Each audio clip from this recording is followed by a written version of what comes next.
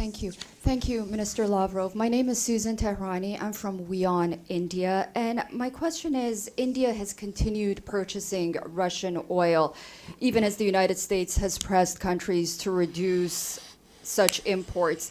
First of all, how do you view this relationship with India in this context? And what does it mean for India-Russia relations more broadly? Thank you.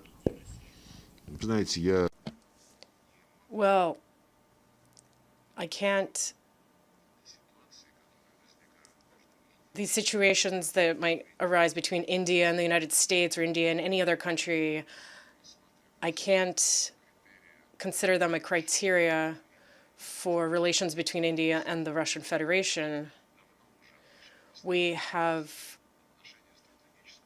strategic partnership, as we call it, for a long time, strategic partnership relations. At a certain point, our Indian friends proposed supplementing that term, and we now call it a privileged strategic partnership.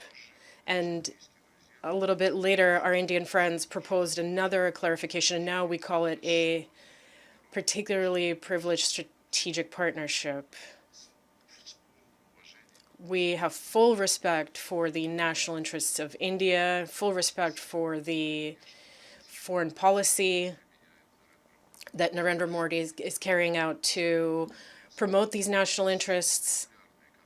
We hold regular contacts at the highest level. Just recently, Prime Minister Modi and President Putin met in Tianjin at the SCO summit in China. And in December, a visit is being planned to, a visit from Mr. Putin is being planned to New Delhi. We have a very extensive bilateral agenda: trade, military, technical cooperation, finance, humanitarian matters, healthcare, high-tech, artificial intelligence, and of course,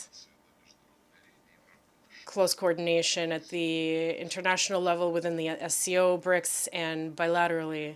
This year, my colleague, I spoke to him yesterday, Subramanya Jaishankar, well, he will visit Russia, I will visit India.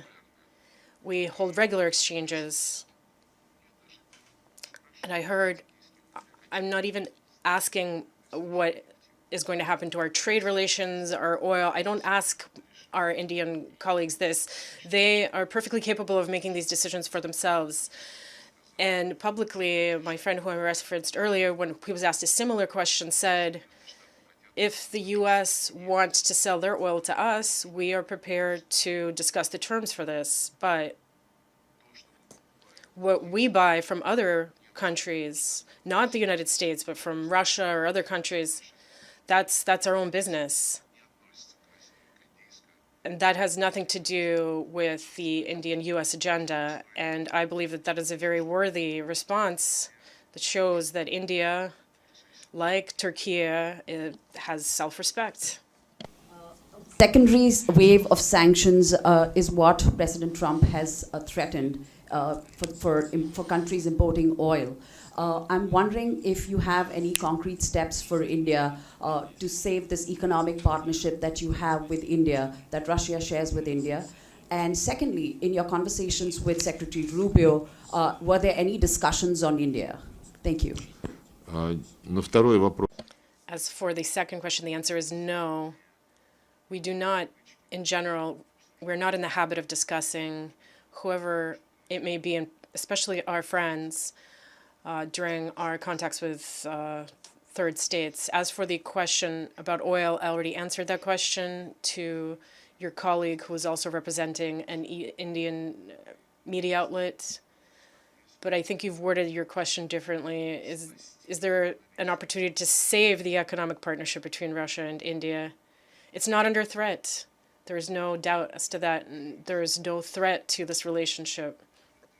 And if somebody does do something of that nature, the Indian Prime Minister, the Minister of Foreign Affairs have said it loud and clear. India chooses its own partners. If the U.S. has proposals on how to enrich bilateral trade between the U.S. and India, they are prepared to discuss the terms for that, whatever terms the U.S. might put forth. But when it comes to trade, investment, economic, military, technological, and other relations between India and third states is something that India will discuss only with those states in question.